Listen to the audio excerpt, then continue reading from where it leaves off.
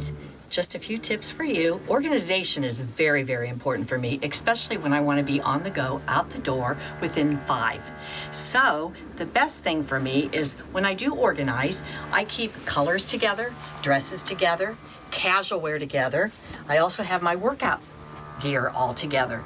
And the reason why, as I'm talking to you, you decide, what am I going to wear today? Well, as I have learned, putting things together by color. Here's my sweater. And what's nice about these tubs, you can use them also to hang your items on. So here's your sweater.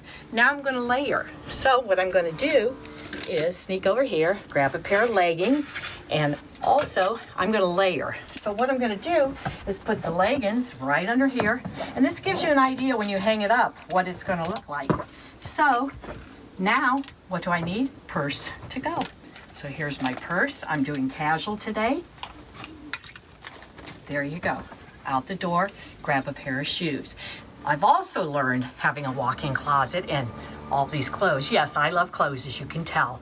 But before I decide to toss something away, say I've worn it a few times out. Well, now I still like it, but it's been used a little bit. So you know what you can do? Take that same outfit that you wore out, throw it together. You can also add a pair of leggings.